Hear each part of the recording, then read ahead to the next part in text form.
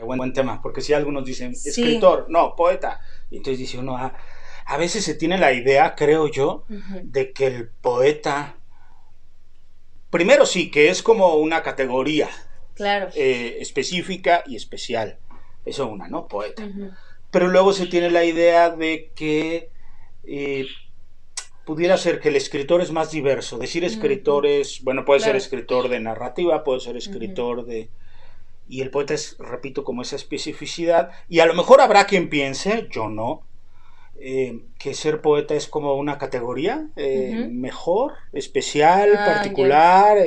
Y los escritores, bueno, son los que escriben, Claro, ¿no? es como el doctor y el especialista, ¿no? Mira, tú lo has dicho muy bien, exactamente. Yo creo que es un poco esa idea. Eh, eh, Obviamente un poeta es un escritor, Claro. obviamente, eh, y un escritor puede ser un poeta también. Ujú. Es decir, la palabra puede ser trabajada de tal manera que aunque no seas poeta, es decir, versifiques o escribas poemas, lleves tu arte textual como ensayista, como a tal nivel, y utilices tales elementos de la poesía, que seas también poeta o tu escritura sea poética, ¿no? Claro, Eso lo también que a puede veces ocurrir. platicamos, sí. Claro. Es decir, por ejemplo, escribir algo de dramaturgia poéticamente. Por supuesto. Y es muy interesante lo que estás diciendo, yo. Poéticamente, ¿a qué nos referimos con poéticamente? También es una palabra bonita, Ajá. que también puede referirse a varias cosas. Poéticamente puede ser con cierta intencionalidad de belleza en el Mm, lenguaje, con cierta intencionalidad de ritmo en el lenguaje. ujú. eh, Ah, entra como, ya entiendo, como a otras partes más, técnicas. uh-huh. Por ejemplo, como dices, el ritmo, a lo mejor incluso el verso. También, por ejemplo, un ejemplo clarísimo es Lorca, ¿no? Ah, García Lorca, que escribió en verso, obras de teatro en verso, ujú. y escribió obras en teatro que En aunque no sean prosa. en verso, están escritas poéticamente, Sí. porque sus personajes hablan de tal modo que recuperan metáforas, Ujú. analogías, repito, la belleza del lenguaje. Sí, qué bonito. Pero fíjate yo que a final de cuentas yo estoy convencido, mientras más conozco, Ujú. eh, que el lenguaje literario siempre conecta con la poesía. Siempre, siempre, siempre, Claro. siempre, siempre. ¿A qué me refiero? De pronto se dice que una particularidad de la poesía es el ritmo en el lenguaje, ¿no? Ujú. Un lenguaje rítmico. Pero yo leyendo algunas obras de teatro, o leyendo algunas novelas, o incluso algunos ensayos, sin darnos cuenta, quienes escribimos esos géneros, hay un ritmo, ¿eh? Hay un Sí. ritmo. Decía Octavio Paz en un libro maravilloso que se llama El arco y la lira, Mm. ya llevándolo a niveles muy grandes, pero reales, que todo en el universo tiene un ritmo. Ujú. ¿No? Eso lo creían mucho y estaban seguros nuestros ancestros, todas las antiguas culturas que veían que el sol salía y se ponía y luego salía la luna y Ah, claro. todo tenía un ritmo, todo tenía Un una ciclo. secuencia, todo ciclo, ritmo, tiempo, espacio.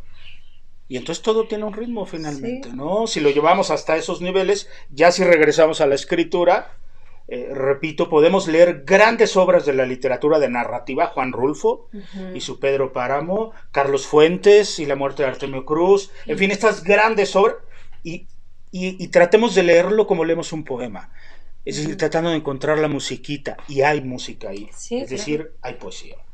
Qué hermoso.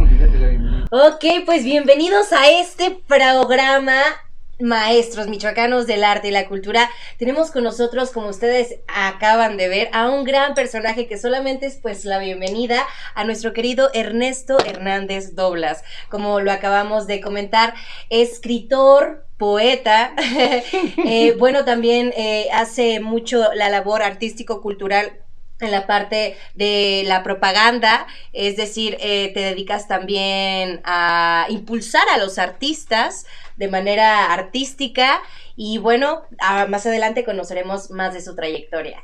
Bienvenido seas Ernesto Hernández Doblas a este programa. Muchas gracias, Gio. Muchas gracias por permitirme estar aquí en este espacio donde han estado tan importantes personalidades de la cultura y el arte en Michoacán, entrevistados de manera tan puntual y tan emotiva y tan creativa como tú, ¿no? Como tú gracias, que conduces gracias. Aquí. Pues bienvenido Hernández Doblas, bienvenidos todos en casita, no olviden suscribirse al canal, muchísimas gracias también a Alan Delgado quien está detrás de cámaras y en producción. Mi nombre es Giovanna Alcázar y pues comencemos con este programa.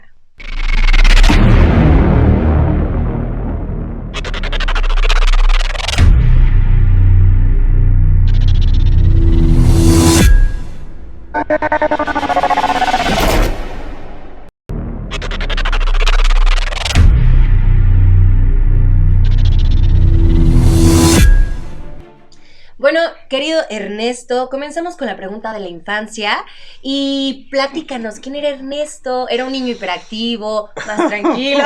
Ya esa risa lo dice todo. El sillón del psicoanálisis ya llegó. El sillón del psicoanálisis, ¿puedes extenderlo? Bueno, que mire, doctora.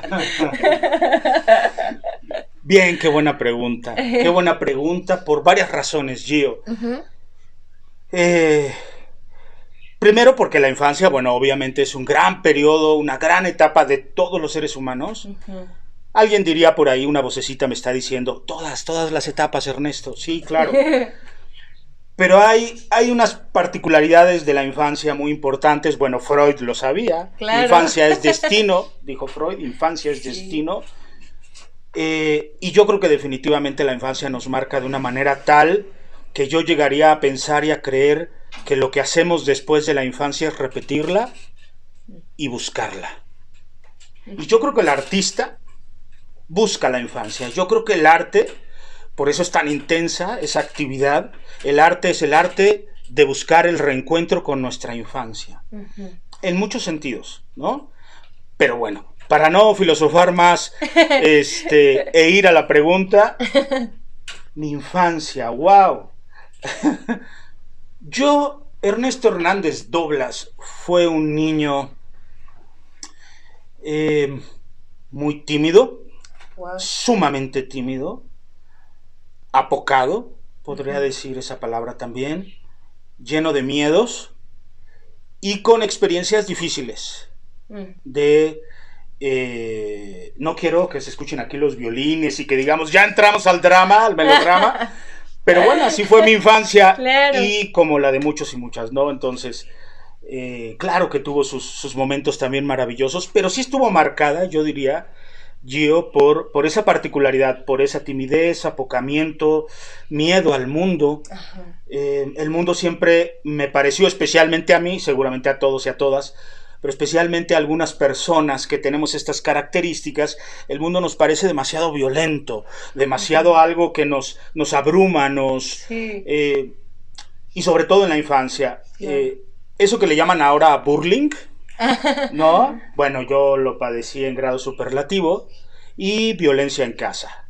Bueno, de esa parte dramática que definitivamente me marcó, también otra parte de la infancia fue, y yo creo, yo lo relaciono yo justamente con estas características, fue mi acercamiento a eso de los 8 años, a los libros. Mi acercamiento a los libros en casa, obviamente, en casa había libros, había una pequeña biblioteca, pero interesante, y mi padre era un buen lector, y yo me acerqué a los libros a esa edad, a libros que no eran de mi edad. ¿Cuál debe ser? No es cierto. No hagan esto en casa, niños. Ahora, fíjate que eso también es cierto. Ahora hay una gran boom, lo cual está muy bien, hasta cierto punto. Un gran boom de libros para niños, de arte para niños, lo cual maravilloso. Pero aunque también lo sabía en nuestra infancia, en mi infancia, perdón, la tuya es otra, en mi infancia, en la de todos los otoñales que nos ven, había libros también infantiles, pero finalmente no había esta particularidad del boom, ¿no? Claro. Entonces, Esa variedad, ¿no? Esa variedad. Pero leí libros no adecuados para mi edad, lo cual agradezco. Y lo uno con lo otro que estaba diciendo, lo uno con lo otro, unos más otros, lo uno con lo otro porque para mí se relaciona. Cuando de pronto reflexiono sobre ¿y por qué me clavé tanto en la literatura? Pues por eso. Siempre digo yo, cuando entendí esto, los libros y la escritura fueron una manera de protegerme del mundo y al mismo tiempo de estar junto al mundo. Porque los libros me proveían esa posibilidad, ¿no? Y más o menos así fue mi infancia, aparte de muchas otras cosas maravillosas que tuvo mi infancia. Tuve una madre muy joven. Oye, sí, perdón, dime. No, dime. ¿Tuviste hermanos? Sí, fíjate que estuve rodeado siempre, bendito sea mi Dios, de mujeres. Wow. Siempre. 4 mujeres y yo. ¡Wow! Bendito seas. Entonces, no, benditas ellas y bendita que tuve la oportunidad de estar rodeado de tantas mujeres, porque para mí eso me dio cierta sensibilidad. Lo femenino está muy presente en mí, como en todos, venimos de un hombre y de una mujer, entonces obviamente tenemos características de ambos, pero cuando vives rodeado de mujeres, la convivencia con mujeres, con mi madre, que me tuvo cuando ella tenía 16 años, entonces conviví realmente con una niña adolescente, que fue mi madre, también. Wow. Y qué experiencia, ¿no? Para ella y para mí. Claro. Sí. Dura, difícil y maravillosa. Me imagino. Y bueno, viví rodeado así, 4 mujeres. Yo fui el mayor, pero yo aprendí de todas. Me imagino, claro. Oye, Ernesto, platicabas algo muy interesante al inicio de la pregunta, que coincido totalmente y bueno, aquí también para compartirlo un poco porque se da el tema. Mencionas que la infancia, bueno, los artistas buscamos esta parte arraigada con la niñez, con la infancia, ¿no? Me es curioso compartirlo nada más como experiencia. Hace unos días también estaba como yo en la parte acá, el ratoncito ahí. Y también me di cuenta justamente que las artes, no sé, ahora lo comparto porque es bonito reflejarlo con otra persona y darte cuenta de que a lo mejor los artistas son así, ¿no? Vaya, que me di cuenta que el arte lo encontré en mi infancia dentro de la soledad, justamente, ¿no? Y que ahora cuando bailo quizás es esa parte de querer conectarme otra vez con esa parte de la soledad de la infancia, ¿no? Y justo lo mencionaste más o menos así, se me hace muy curioso e interesante. Dejen ahí también en los comentarios los artistas, a ver qué experiencia tuvieron en la infancia.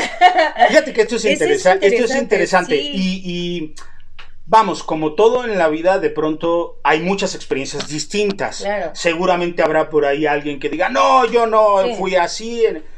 Pero, si analizamos vidas de artistas, mujeres y hombres artistas, y gente que por fortuna también es artista y nos rodea, sin agraviar a la presente, a los presentes,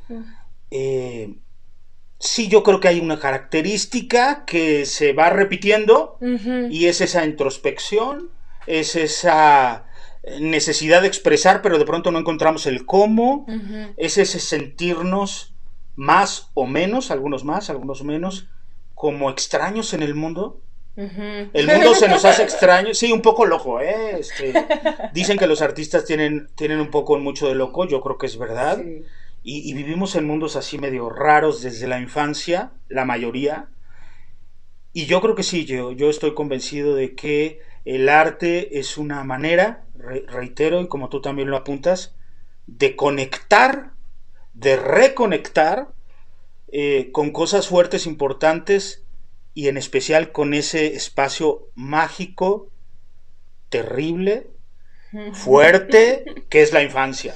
Sí. En la infancia todo se ve más fuerte, lo bueno y lo malo. En la infancia... Las primeras impresiones, ¿no? Las primeras impresiones. En la infancia todo está vivo, ¿sabes? Sí. En la infancia los muebles, por eso luego los niños patean y dicen, ¡ah, mueble tonto! Realmente creen que están vivos. O sea, no hay una diferencia entre yo y las cosas. En fin, esa es la experiencia del arte para mí. Qué maravilla. Oh. Ok, ¿algo que desees agregar a esta pregunta o quieres pasar a la pregunta de la adolescencia? Oh, señorita Freud, pasemos a la adolescencia. De acuerdo. Pasemos a otro periodo, mira. Sí. Ok, querido Ernesto, bueno, pues como bien lo mencionábamos, la pregunta de la adolescencia, a veces hay cambios. ¿Cómo te encuentras tú? ¿Cómo la vives? ¿Cómo sigues en el mismo mood, le llaman ahora? ¿Cambia la situación? ¿Te vuelves más extrovertido? Porque bueno, ahora comentando un poco la pregunta, tu respuesta pasada, no me imagino a un Ernesto, pues, solitario, un Ernesto contraído en el sentido emocional y todo eso. Ahora como te conocemos. A ver, platícanos. Bien, la adolescencia, su mismo nombre, ¿verdad? Adolecer, padecer, sufrir. Y otra vez tendremos que decir y tendremos que acotar que seguramente no todas, pero la adolescencia simplemente por los cambios que se van ocurriendo. Decía una gran frase Salvador Allende, ser joven y no ser revolucionario, decía, es una contradicción hasta biológica.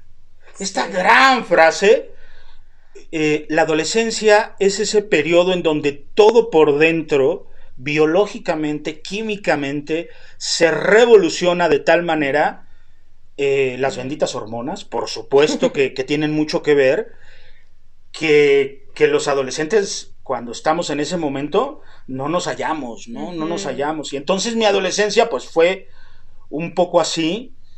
Fíjate que ahora que haces esa pregunta, por ejemplo, la escuela nunca me gustó la escuela, nunca supe. Oye, ¿cómo fuiste a la escuela? ¿Fuiste malísimo, terrible, de peor bueno, recuerdo cuando mi mamá me igual que Alan, que nos está diciendo que la misma experiencia. Ya lo balconeamos, perdón. No, terrible, terrible. Wow. Yo saqué siempre de calificación de 7 para abajo. Una vez saqué un 10. Me acuerdo que mi mamá estaba muy feliz porque dijo, vaya con me compró un regalo, me dijo, ¿qué quieres de regalo? Estaba en quinto de primaria. Hasta ese momento saqué un 10. El único momento en mi vida que saqué 10. ¿Qué quieres, hijo? Y yo, como fui muy enamoradizo también desde niño, pues Diego Verdaguer. Cómprame el disco de Diego Verdaguer. En ese tiempo estaba Tú eres la ladrona, o La ladrona se llamaba, en de esos disquitos de 45 revoluciones. Y me compró mi disco de Tú eres la ladrona de Diego Verdaguer. Entonces fui malísimo. Yo en segundo de secundaria estaba repitiendo segundo de secundaria y yo dije, no puedo más con esto. No me entra la letra, no me entran las... yo me imagino que por varias razones, entre ellas pues lo que vivía en casa obviamente me dejaba poco espacio emocional para tomar atención, y bueno, ciertas características con las que uno nace seguramente, pero no me gustó la escuela. Y a lo que voy es a esto. Yo entonces, lo más pronto que pude, justamente cuando repetía segundo de secundaria, dije adiós a la escuela y le dije a mi papá muy serio, él también, padre, ya no quiero ir a la escuela, quiero ser torero.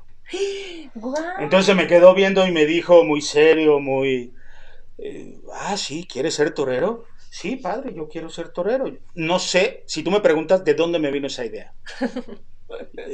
Mi padre le gustaba ir a los toros, pero muy poco, realmente no era un gran aficionado, como para decir, claro, ahí me viene la influencia.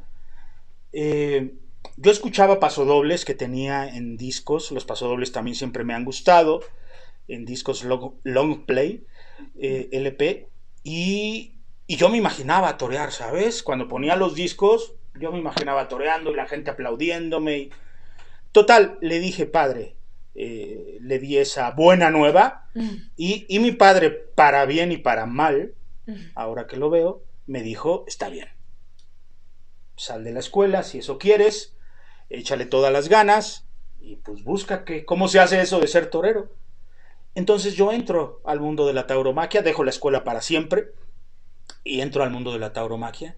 Bueno, después regresé para dar clases, pero dejo el mundo de la tauromaquia, perdón, de las clases y entro a la tauromaquia y ahí hubo un antes y un después en mi vida. Sí. Esa introversión, ese apocamiento, no se destapó al 100%, eso ya ocurrió después con mis amigos literatos, que eran terribles, y me ayudaron a sacar esa parte de mí. Con puro poeta maldito me juntaba, entonces, imagínate. ¿Cuánta palabra de poeta maldito no se ha escuchado por aquí por el programa? Mira. Sí. Entonces, pero sí la tauromaquia, duré 8 años queriendo ser torero, finalmente no lo logré, pero fue un momento en mi vida, Gio, muy apasionante, sí, que aún llevo en mi corazón y aún trato de estar cerca.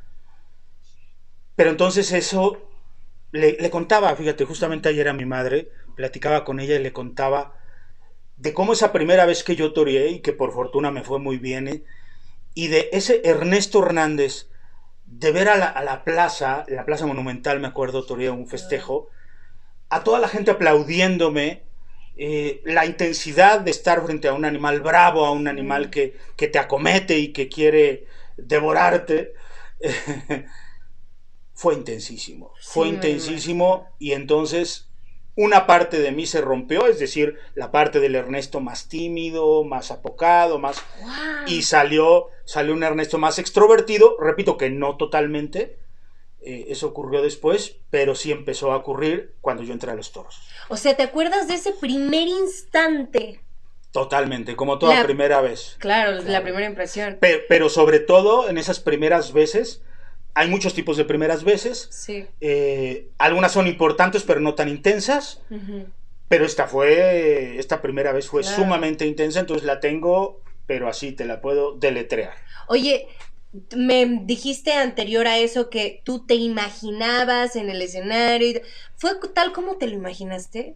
¿O superó las expectativas? No, la superó definitivamente. No me digas. Definitivamente ese escuchar a la gente aplaudiéndome, gritándome torero, torero, ese estar con el animal, las veces que el animal me agarraba, porque bueno, era la primera vez, entonces no tenía tanta experiencia. Uh-huh. Y cuando el animal me agarraba y me ponía en el suelo y me levantaba y me volvía a poner en el suelo para mí era adrenalina pura, para mí era decir, estoy vivo por fin. Wow, oye, me dices, 8 años duraste en 8 años. ¿Alguno en esa etapa me dices, pues sí, sufriste embestidas, pero alguna que te haya impactado de verdad, que te haya, bueno, me imagino tuviste muchos aprendizajes, muchas experiencias, ¿alguna que recuerdes? Bueno, muchas muy importantes. Yo tenía una particularidad ahora con los toreros jóvenes, con los que luego me junto, algunos entreno todas las mañanas a 3 toreros, a 3 novilleros michoacanos, y bueno, les platico anécdotas y ya sabes, el viejito contando anécdotas. Oye, pues de sus tiempos, ¿no? Es muy, muy emocionante para mí poder compartir. Uh-huh. Y les decía, a mí realmente me gustaba sentir las embestidas de los toros, de los novillos, de las vacas que toreaba. Uh-huh. Y cuando no me agarraban no me sentía bien, no sentía, esto tampoco lo hagan en casa. No es recomendable, no es bueno, pero yo tenía esa particularidad, que yo necesitaba sentir esa adrenalina, de sentir esa cercanía del toro, del animal, uh-huh, y de que me agarrara. Claro. Para entonces así como, que repito, fuera la chispita, ¿no? Exactamente, ¿no? Y bueno, tuve experiencias, aquí me abrieron en la ceja hace tiempo, y tuve otras experiencias así, pero ninguna realmente una cornada fuerte. Okay. No la viví, pero viví, repito, experiencias maravillosas. Toreé en el Palacio del Arte de novillero, varias novilladas ahí, y conocí mucha gente maravillosa. En fin, grandes momentos en mi vida. Claro. ¿Y alguna experiencia, por ejemplo, bueno, insisto, durante la etapa de los 8 años, que fue bastantito? Muchísimo. ¿Fueron consecutivas? Es decir, claro, ¿en ningún momento interrumpiste? No, cuando interrumpí es para finalizar siempre. Ya. Igual que cuando dejé la escuela. Y justo dejaste la escuela, todavía estamos en la etapa de la adolescencia, hablamos de esto. Así es. Vaya, entre más conozco tu vida, más me interesa. Ok, ¿algo que desees agregar a la parte de la adolescencia? No, bueno, tuvo muchas etapas, nada más diré brevemente. Sí. Esa fue una etapa. Claro. Yo digo a veces de broma, pero a veces en serio, que mi adolescencia duró muchos años. Y esto está padre, pero no, al mismo tiempo. Quiere decir que esa etapa de no sentirse totalmente centrado en el mundo, esa etapa de revoluciones, y esa, pues me duró bastante, ¿no? Me duró bastante. En llegar la madurez, creo que apenas ayer me llegó. Y más o menos. Tampoco confían mucho en mí en ese sentido. No, no es cierto. No, pero sí fue una prolongación. Dejo los toros y entro en una etapa oscura de mi vida. Okay. Por una depresión profundísima que duró bastantes años. Yo creo que como parte de esa depresión fue esta adolescencia prolongada. Y bueno, ya después pasan otras cosas en mi vida. Ok, pues pasemos entonces a esas otras cosas. Oye, Ernesto, bueno, pues nos platicaste más o menos por ahí que tomaste el libro de tus papás, libros que no deberías. Marqués de Sade, imagínate, a los 8 años. No, de verdad, bueno. Bueno, yo me abstendré en los comentarios. Luego también sale por ahí uno quemado. Oye, pero tu primer acercamiento con el arte, en el momento que hiciste clic, que dices, de aquí soy, nunca lo voy a soltar, ¿recuerdas esa parte? Claro que sí, y qué bonita pregunta también, Gio. Como tú muy bien lo anotas, regresamos rapidísimo a la infancia, recordamos, bueno, esa etapa donde leo libros, escribo también, mi papá escribe poesía de manera lírica, empírica y por mero gusto, y entonces yo también escribía mis poemas, o lo que creía que eran poemas en ese tiempo, pues, ¿no? Y efectivamente, como tú muy bien lo dices, llega un momento, o puede llegar, en que dices, a ver, esto lo quiero hacer ya de otra manera, ¿no? Ya no como mero gusto, sigue siendo un gusto, pero ya no nada más. ¿En qué momento ocurre? Justamente cuando dejo los toros. Cuando dejo los toros, entro a esta etapa depresiva profunda que te menciono, que me dura bastantito. Okay. Y les digo yo de pronto a las personas con las que platico, el mundo se me movió, la alfombra del mundo se me movió el piso. Justamente mi sentido de identidad, de quién soy, a dónde voy, todas esas preguntas que se supone que debían haber ocurrido años atrás y haberse respondido, ocurrieron de sopetón, como balde de agua fría, en ese momento, cuando dejo los toros.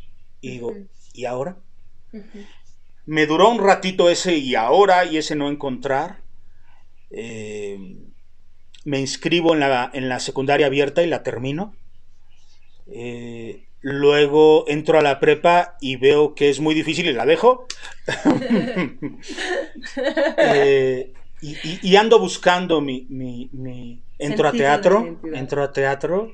Wow. En el Seguro Social, que antes daban mucho teatro y daban muchas oportunidades y muchos espacios para el arte, en aquellos años, estamos hablando de principios de los 90, ¿no?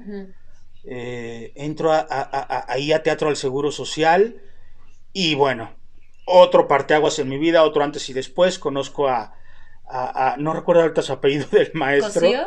Pero no. José, no sé si él estaba antes o fue, bueno, en fin, pero entro con él, José Zavala, bueno, en fin, él venía de la Ciudad de México, una persona experimentada en esto del teatro, y bueno, más que en el teatro todavía, en la vida me enseñó muchísimas cosas, repito, fue un parteaguas, y así. Entonces seguí buscándole hasta que dije, bueno, toda mi vida, bueno, desde la infancia he hecho poesía, he escrito pues esto es lo mío. Entonces empecé a ir a eventos, a la Casa de la Cultura, empecé a conocer gente. Y otro parteaguas, otro antes y después de mi vida ocurre cuando conozco a José Eduardo Aguirre, poeta, escritor michoacano, y bueno, conoce lo que escribo, le gusta lo que escribo, y él me dice, oye Ernesto, recuerdo esa tarde perfectamente, era después de un evento en la Casa de la Cultura, en la Luis Sagún, y perfectamente recuerdo cuando me dice, te voy a recomendar un taller literario, porque tú lo que necesitas es encontrar herramientas para mejorar todavía más lo que escribes o mejorar lo que escribes. Te voy a recomendar el taller que da Antonio Mendiola. En ese momento, Antonio Mendiola daba un taller en la Universidad Michoacana, donde ahora es la Facultad de Letras. Ahí daba el taller, antes no, obviamente no estaba todavía la escuela y después la facultad. Y entré con Antonio Mendiola, hablando de poetas malditos, hablando de poetas buenos, hablando de poetas perversos. Antonio Mendiola, que le mandamos un gran saludo y un abrazo. Un maestro maravilloso para mí, otra vez, en la literatura, en la poesía y en la vida. Con él publico mis primeros 2 libros de poesía, Oscura Luz y Bitácora Clandestina, en la Universidad Michoacana y el Instituto Michoacano de Cultura, respectivamente. Y de ahí empezamos ese camino, y de ahí hasta hoy. ¡Qué barbaridad! De ahí hasta donde te conocemos como Ernesto Hernández de Blas. Oye, Ernesto, bueno, pues la siguiente pregunta entonces va justo muy arraigada a lo que ahora mencionas. De ahí viene la parte de la trayectoria.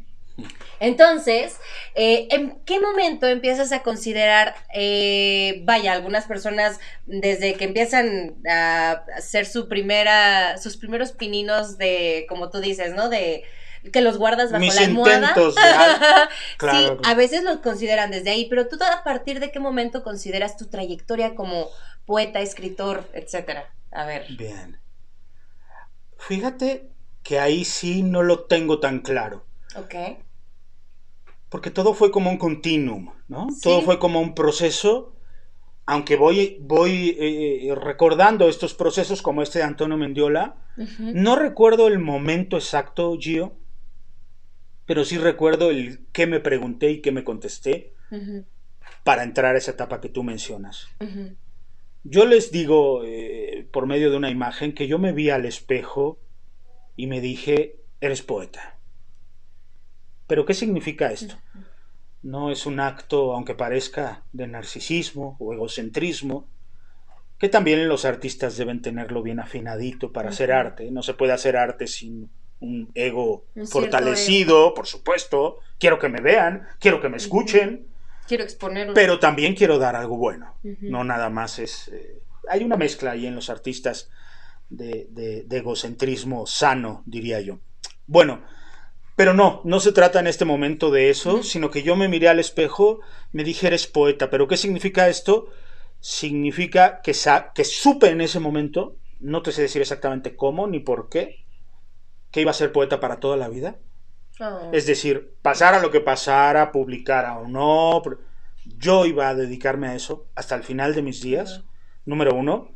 Número 2, obviamente entonces que le iba a dedicar mi tiempo, mi pasión, mi amor, un amor eterno con la poesía, con la escritura, con la literatura, y que iba además a compartirlo con los demás. Para mí eso es ser poeta. O sea, yo responderme, tú eres poeta, es porque yo me comprometí conmigo mismo a hacer eso, a dedicarme a la poesía para siempre, a hacerlo de una manera lo más, no me gusta llamarle profesional, aunque la palabra profesional es bonita, pero no, porque luego la gente se pelea, este es profesional y este no, es que este gana dinero y no lo sé sí. Si soy profesional o no. Yo lo que sé es que soy un apasionado de la poesía y de la literatura y que dedico mi vida entera 24/7 a ello, aunque suene así también de ¿y qué más haces? Nada más. ¿Y vives de eso? No. ¿Y cómo vives? Muy mal. No lo hagan en casa. No lo hagan en casa, no es recomendable. Muy difícil, muy difícil. Claro. Los artistas, muchos, otros no sabemos hacer dinero, desgraciadamente, muchos, otros sí, y qué bueno. Ujú. Digo, tampoco otra pelea que se da entre, es que ganar dinero o no ganar. Ujú. Esa es la cuestión. No, no importa, todos tenemos diferentes caminos, bendito sea quien encontró el modo de, además de hacer arte y de hacer lo que le apasiona, de tener un modo de vida que le dé buen sustento, maravilloso. Claro. Pero vemos otros malones para eso. Y bueno, no importa verdaderamente. Entonces me dedico 24/7 a eso, como tú lo decías, a promocionar la lectura, doy talleres literarios, entreno ahora últimamente a toreros, lo cual también es una pasión para mí, corrijo textos y bueno, a eso dedico toda mi vida. Ok, pero bueno, yéndonos como un poco más a la parte, sin llegar como tú lo mencionas a la parte del egocentrismo, de alguna manera, bueno, la parte de los maestros michoacanos del arte y la cultura, nosotros también la manejamos porque le damos el realce al artista. Nosotros, vaya, reconocemos mucho tu trabajo y sabemos que tienes mucha de tu trayectoria, ¿no? Yo consideraría quizás que a partir consideraría personalmente, claro, que quizás a partir del momento en el que publicaste, has seguido publicando libros, entonces hay mucha más trayectoria. A ver, platícanos. Sí, mira, hasta la fecha llevo publicados 8 libros de poesía todos. Publiqué un ensayo, últimamente escribo ensayo también. Publiqué un ensayo sobre un filósofo maravilloso que se llama Georges Bataille, sobre erotismo. Habla mucho Georges Bataille sobre erotismo, maravilloso. Publiqué un ensayo, estoy escribiendo cuento últimamente también. Pero bueno, dentro de mi trayectoria, como dices, son 8 libros los que he publicado. De pronto, después de esos 8 libros se me ha dificultado un poco la cuestión de publicar, no es tan fácil, tampoco tan difícil ni imposible, pero por diversas cuestiones personales que ahorita no abordemos. Que por el momento no. Que por el momento no abordemos, porque entonces va a aparecer Mujer Casos de la Vida Real esto. Acompáñanos a ver esta triste historia. Pero, bueno, en fin, dificultades de la vida y dificultades de uno mismo, procesos de madurez personal, maravilloso todo finalmente. Pero bueno, están esos 8 libros, sigo escribiendo, tengo varios libros por ahí inéditos. Por supuesto seguiré haciendo esfuerzos por publicar, aunque tampoco me desvela. Yo creo que es, por supuesto, digo, sería hipócrita y sería falso que yo dijera que no quiero publicar o que a mí me interesa escribir por escribir. No, nada más falso. Me interesa que me conozcan, me interesa seguir compartiendo lo que hago, pero no me desvela. Me desvela mi pasión por escribir, mi pasión por reflexionar, mi pasión por leer y mi pasión por compartir. Eso sí me desvela, eso sí me tiene enamoradísimo. Y si en el camino publico, si en el camino participo en eventos literarios, si en el camino... bienvenido, ¿no? Claro, sí. Pero te voy a decir, para mí, como dice la Biblia, eso será por añadidura. Y está muy bien. Claro. Eso será un extra, un aliciente. Un aliciente más, ¿cómo le llaman? Bueno, no recuerdo. Pero lo que me importa es sobre todo lo otro, esos procesos apasionantes de creación y esos procesos apasionantes de compartir con los demás. Y luego, y quiero decirlo, aprovecho para decirlo aquí en este espacio, como parte de ese proceso yo he sido una persona arrojada al azar. Todos y todas en la vida nos encontramos con el azar y el azar juega con nosotros también. Nos gusta pensar que todo es parte de nuestra voluntad y todo es porque yo así lo quise. Bueno, hay en buena medida eso, pero mucho del azar o suerte, como le querramos decir, me gusta más llamarle azar, también juega sus cartas y nos dice, a ver, ahí te arrojo eso, ¿qué haces con eso? ¿No? Claro, sí. Y lo importante es qué hace uno con el azar. Entonces, como parte del azar y como estar arrojado a lo abierto del azar, de pronto, así como un día dije, quiero ser torero, un día dije, quiero hacer teatro. Y me encuentro con que me había llamado mucho la atención, incluso desde antes que yo me dedicara totalmente a la escritura, una agrupación teatral de aquí que se llama Contrapeso. Me había llamado mucho la atención por lo locochón que son, por lo extraño, por lo filosófico, por lo experimental, etcétera. Sí. Y entonces yo dije, ¿por qué no? Voy a ir a Contrapeso a decir, pues quiero entrarle, ¿cómo ven? Entonces fui con nuestro querido Roberto Briceño, me abrió las puertas, me dijo adelante, y durante 3 breves pero intensos años estuve haciendo teatro con Contrapeso. Fue para mí otro antes y después, otras enseñanzas de vida, estar en el escenario. Bueno, ¿a quién le estoy diciendo? ¿Verdad? Tú sabes mucho más de eso, pero sabes de lo que te hablo. Estar en el escenario es otra manera de wow. Soy Dios, ¿no? La asemejo un poco con la parte, metafóricamente hablando, que tú dices que estás en el escenario frente al toro y con la gente alrededor. Supuesto, es como esa extremidad, ¿no? El arte del teatro y el arte de la tauromaquia se relacionan de una manera brutal, ¿no? La tauromaquia, el toreo, es una puesta en escena. Es la puesta en escena de la vida y la muerte. Es la puesta en escena del hombre enfrentado a la naturaleza, y en donde el hombre hace con la naturaleza arte, es decir, formas bellas. Entonces, en ese sentido, el torero es un personaje, ¿sí? En el pleno sentido de la palabra, el torero es un personaje que representa una obra de teatro, repito, entre la vida y la muerte. Y sí, se relaciona mucho, como dices, con el teatro. Y bueno, yo encantado de estar ahí también.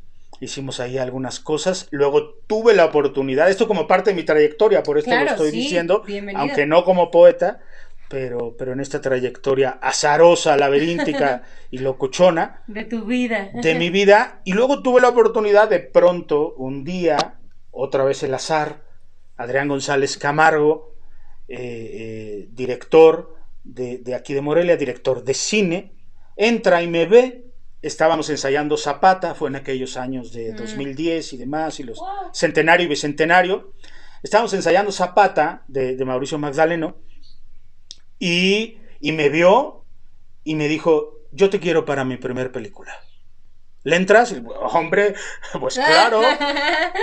Y fue su primer largometraje, se llamó Enero. Bueno, maravilloso. Nada más eso hice en cine, pero fue también la experiencia, pero además de eso porque yo voy más a la experiencia, ¿sabes? Sí, claro. Quiero decir, más allá de estar, está muy bien, ¿no? Sumando cosas y diciendo, es que yo también hice, no, sí. No, la experiencia, que nos tardaríamos mucho tiempo en tratar de mencionarla, en tratar de hablar de ella, ¿sabes? Sí. Eso es lo importante para mí, la experiencia que ocurre cuando te entregas al azar, y en este caso cuando hice cine, hice una película con Adrián González Camargo. Así más o menos ha sido. Wow. Oye, y por otra parte, además de todas las cosas azarosas que has hecho en la vida, nos encontramos que también eres un promotor cultural, pues bastante, no sé si aguerrido sea la palabra, pero quizás no aguerrido, o quizás necio sí. Se llama. Necio es la palabra, sí. Tú te conoces mejor que yo. Platícanos de esa parte, porque bueno, hemos tenido el gusto también de entrevistar a algunos otros artistas aquí en el programa, y también no falta que también he de reconocer que tú reconoces a otros maestros, pues otros maestros también te reconocen a ti. Entonces, algunos maestros, maestras que han pasado ya por el programa, te han mencionado también como parte promotor cultural. Eso, pues quisiera a ver si nos puedes platicar un poco de ello. Muchas gracias. Bueno, mi parte de promotor cultural fue también, otra vez la palabrita, azar. ¿Por qué la menciono tanto? Primero porque ha sido muy importante en mi vida, pero después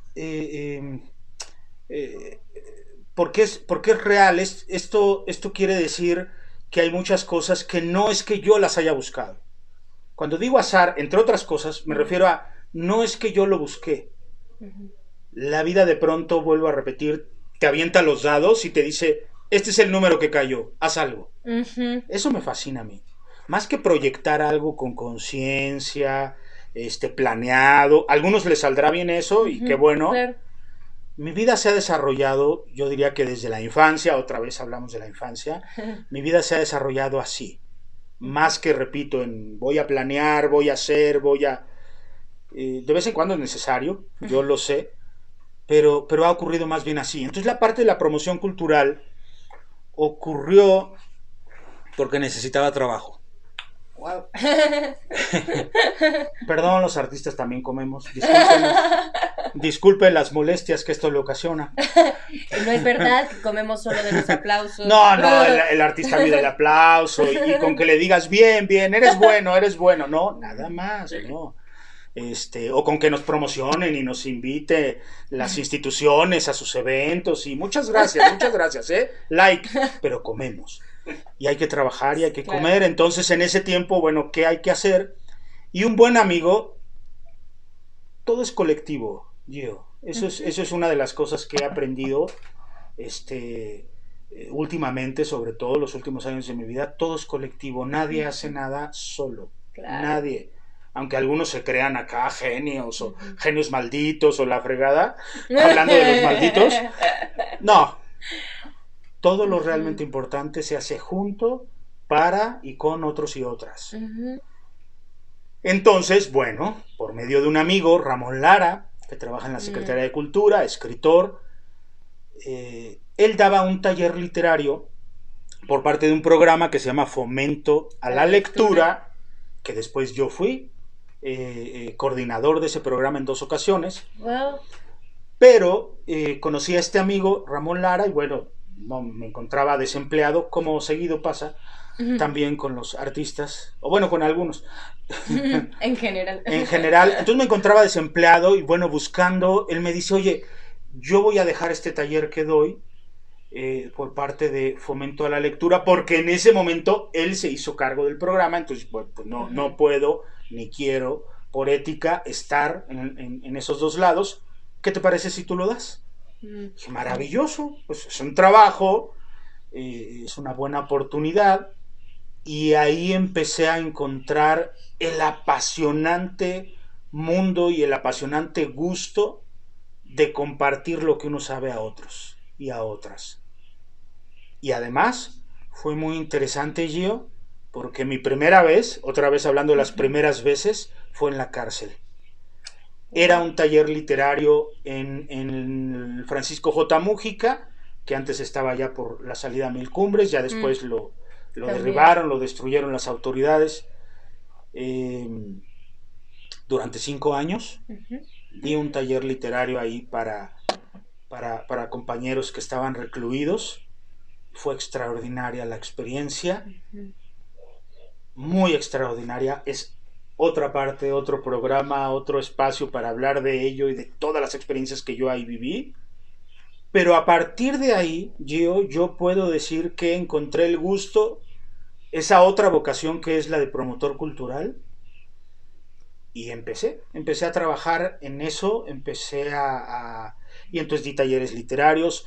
Te digo que en otro momento de mi vida me hice cargo del programa Fomento a la Lectura, Salas de Lectura, que es una especie de subprograma de ahí, y bueno, de ahí en adelante me rento gratis.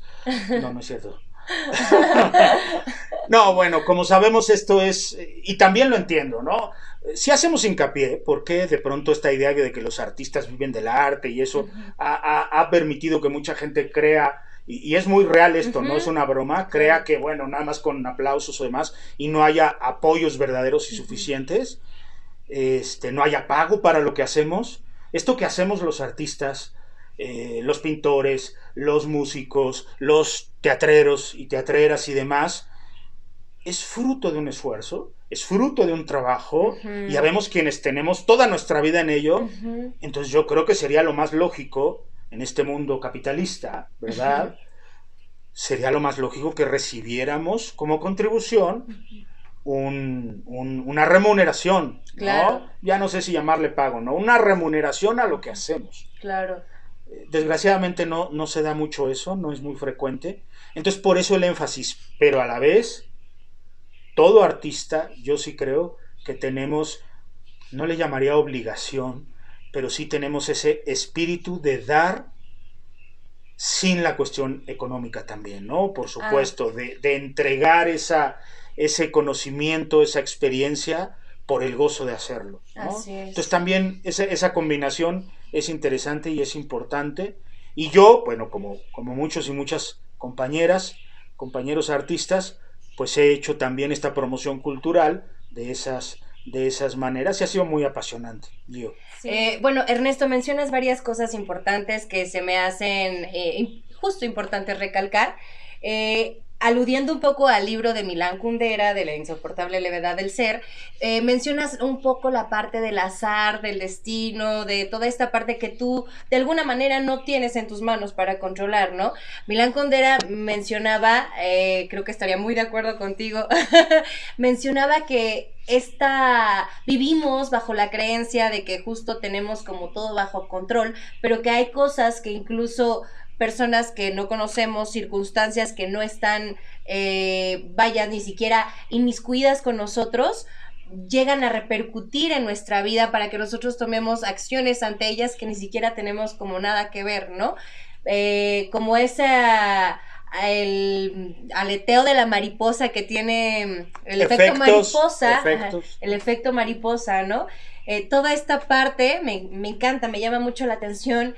Y bueno, también mencionas la parte de los pagos de los artistas, que se me hace muy importante mencionarla, que no todos lo mencionan, de pronto lo dejamos por hecho, nada más porque ya somos artistas y ya está planteado así, pero es cierto también incluso de parte de las instituciones, ¿no? De que no solamente vivimos del aplauso, o que incluso de la proyección, porque te dicen, no hay pago, pero hay proyección. Pues el artista tampoco vive solo de la proyección, ¿no?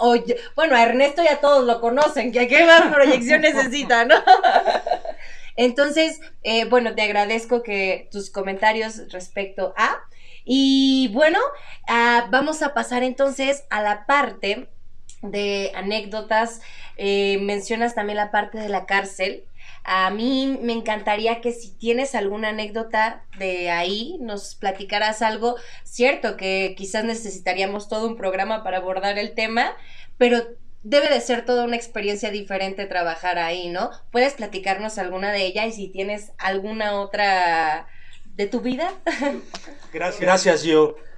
Sí, bueno, pues uno a través de la vida y luego en esta vida loca que uno vive, pues hay muchas anécdotas, hay muchas cosas, hay muchas vivencias importantes que nos van dejando huella y que en muchas ocasiones pues sirven también tanto para colorear la vida como para poder compartir con los demás y que son anécdotas que finalmente dejan enseñanza, más allá de la mera anécdota, como se dice, ¿no? Fíjate que yo cuando entré a la cárcel a dar ese taller, en primer lugar, entrar ahí fue una experiencia en sí misma. Tenemos muchas ideas, en ocasiones falsas o no del todo ciertas, sobre esos mundos. Y uno ha visto demasiadas películas de cárceles, sí, y uno cree que todo es así oscuro y hay personas malvadísimas detrás de las celdas y que te ven con ganas de saltar sobre ti.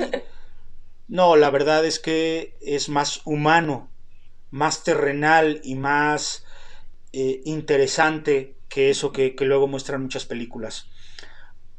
Yo estaba temblando cuando entré mi primera vez ahí. Yo estaba así como volteando a todos lados, diciendo, a ver, ¿de dónde? ¿De dónde? Te lo juro que durante mis primer mes ahí, yo tenía la sensación de que ya no me iban a dejar salir. No sé por qué y no sé si a todos, porque seguramente quienes nos escuchan y quienes han vivido esta experiencia posiblemente también la hayan tenido. pero era como, no, porque además hay como varios filtros, le llaman, ¿no? Varios filtros, entonces entras a uno, se cierra, entras a otro, se cierra, y tú vas dejando filtros y dices, ¿qué onda, qué onda? Sí. Y al final dices, ¿me dejarán? ¿Se les olvidará que estoy aquí? O sea, de verdad, Me confundirán con un preso. De verdad, de verdad. Bueno, a mí me ocurrió eso durante un tiempo, ya después me fui relajando, y no solo relajando, sino ya entraba como Juan por su casa, y además muy contento de cada jueves de 5 a 7 estar ahí con personas extraordinarias que, como todos, habían cometido errores, faltas o como le quieran llamar en sus vidas, y estaban purgando una condena, como se le llama, que la sociedad, la justicia, la ley les impone, pero que eran seres humanos con ganas de aprender. Y ahí va una anécdota en ese sentido. Yo daba en ese mismo tiempo otro taller en una institución privada. No daré su nombre. Okay. Fue muy importante esa experiencia, pero no quiero mencionar en este momento su nombre. Era una institución privada. Y las dos experiencias fueron maravillosas, pero es obvio que eran totalmente distintas, ¿no? Entonces un día se me ocurrió, porque todo el tiempo estoy tratando de pensar qué nuevo hacer en mis talleres, qué nuevas cosas, cómo detonar la imaginación, cómo detonar procesos de escritura y de reflexión sobre la vida, porque a mí siempre me ha interesado que la literatura no sea mera literatura, sino que se vea, se entienda la conexión profunda con la vida y viceversa. Entonces les llevé una película. Y se me ocurrió en esta experimentación llevarles una película, la misma, en ambos espacios, en la institución privada y en la cárcel. La misma, ¿no? Esta película se llama El lado oscuro del corazón, de Subiela, un director cubano. Una gran película que habla sobre el arte. Muchas de las cosas que aquí estamos hablando, ahí se muestran en la película. Wow. Las formas de vivir de un artista, en especial de un poeta. En fin. Entonces las puse a las dos. A los dos públicos, en los dos espacios. Y después de que la vieron en la institución privada donde daba este tallercito, los chavos, las chavas ahí se quedaron un poco... ¿Qué acabamos de ver? ¿No? Seguramente, es muy probable que no se hayan enfrentado nunca a este tipo de material antes. Y entonces sí se quedaron como... Y les dije yo, bueno, opinen, digan algo. Ya sabes, silencio, grillito, cri, cri, cri, cri. Hasta que por fin ahí una muchacha alzó la mano y le dije, sí, dime, ¿qué te pareció la película? Y me dice, bueno... pues es sobre un personaje que tiene una vida muy vacía. Y dije, ok, va, ¿no? Esa fue tu interpretación, está muy padre, ¿no? ¿Qué más? Y bueno, ya hicimos una dinámica, pero ese primer comentario me llamó la atención de cuál era su interpretación del personaje, de este poeta. Una vida muy vacía, ok. Entonces lo llevo a la cárcel, después, por cierto, primero fue allá y después acá. Bueno, los muchachos no despegaban el ojo de la película y termino la película y les digo, ¿cómo ven? No, bueno. Hablaron de la profundidad de la vida, hablaron de hacer lo que uno ama, o sea, sorprendente. Sí, sorprendente. Sí, la verdad fue muy importante y yo entendí ahí que de alguna manera los artistas no todos, vuelvo a repetir, pero muchos artistas nos comunicamos, nos identificamos con todos estos seres de la vida, apartados por diferentes razones, condenadas por diferentes razones, porque un poco vivimos así. Este personaje, este poeta del lado oscuro del corazón, vive así, esta vida que para la muchacha había resultado totalmente vacía. Era una vida absolutamente rica y llena de poesía, pero era una vida a contrapelo a contracorriente de la vida normal que se espera de todos, tener hijos, casarse, ser un buen católico, ¿no? Etc, etc, etc, ¿no? Lo cual tampoco está mal, lo cual tampoco es otra posibilidad, pero no es la única, ¿no? Por fortuna, no es la única. Hay una gran diversidad de maneras de vivir y de ser, por fortuna. Y entonces, bueno, estos chavos del espacio privado donde daba de esta escuela, pues tenían este formato de vida, obviamente, ¿no? Distinta, y para ellos representaba un vacío el que un personaje viviera entregado 24/7 a su poesía, el que un personaje incluso pareciera que vive como mendigo, ¿no? Cuando a mí y a los compañeros de la cárcel nos parecía un personaje lleno de vida, lleno de luz, absolutamente distinta, ¿no? Sí. Y además lo que salió de sus reflexiones, y sí, ahí me enseñaron muchas cosas los compañeros en la cárcel. Claro, pues cómo no. Oye, Ernesto, me imagino que como esas tienes un montón de experiencias más.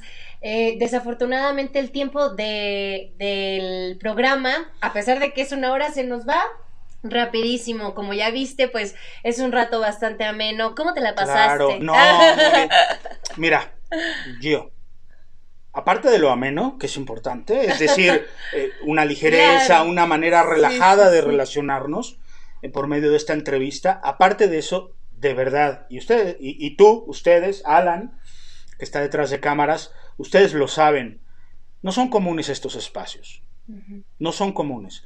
Hablando de esto, hablando del reconocimiento a los artistas, pero es menos común, aunque sí ocurre, ustedes son esa prueba, es menos común que se reconozca y que se busque mostrar a otros y a otras artistas de parte de quienes son también artistas.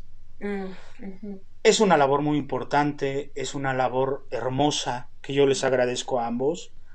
Por supuesto que me la pasé muy bien, por supuesto que sirvió para recordar infancia, adolescencia. ¿Sabes? Por último, esto es muy importante, Gio. Sí. A veces es necesario y es importante, no solo para los demás, no solo para darse a conocer, sino para uno mismo, para una misma. Es importante repasar de pronto lo que ha pasado, valga la aparente redundancia, repasar lo que ha pasado, y darse cuenta de todo lo que uno ha vivido, y darse cuenta de todos los trompicones que nos ha dado la vida, y darse cuenta de todos los momentos en los que nos hemos levantado, y darse cuenta de en qué momento estamos. Ese proceso reflexivo es maravilloso, tú lo propicias, Alan lo propicia, y se los agradezco en el corazón. Al contrario, querido Ernesto, nosotros te agradecemos a ti infinitamente la posibilidad que nos brindas, tu tiempo. Sabemos que el tiempo de las personas es brindar lo más sagrado que se tiene, pues reconocer también la labor de la persona, la labor del artista. Hace un momento mencionabas de pronto, además del pago, de la proyección de los artistas, etcétera, etcétera, platicando con otros artistas nos damos cuenta que el ámbito laboral es muy poco reconocido, ¿no? Quizás por eso también de pronto la entrega y pasión del reconóceme, veme, apláudeme, porque lo que hago es mucho, ¿no? Porque, o sea, de pronto no vemos como todo el detrás, más que nada más el resultado. Y bueno, platicar más a fondo con los artistas es también... Permite ver ese claro, sí, bien. Sí, ese detrás de cámaras, la vida de cada quien. Justo, ¿no? Entonces, te agradecemos infinitamente el espacio que nos brindaste. Gracias a ustedes. Agradecer también a Alan Delgado, que está detrás de cámaras, en edición, en video, en sonido, hace de todo este muchacho. Y bueno, nuevamente agradecerte, Ernesto Hernández Gracias, Doblas. Gio. Y bueno, ustedes que están en casita, no olviden suscribirse, compartir, comentar. Y bueno, esperemos que sea la primera de muchas veces compartir un rato aquí con nuestro querido Ernesto. No olviden suscribirse. Y nos vemos en el próximo programa con más de Maestros Michoacanos del Arte y la Cultura. Hasta pronto.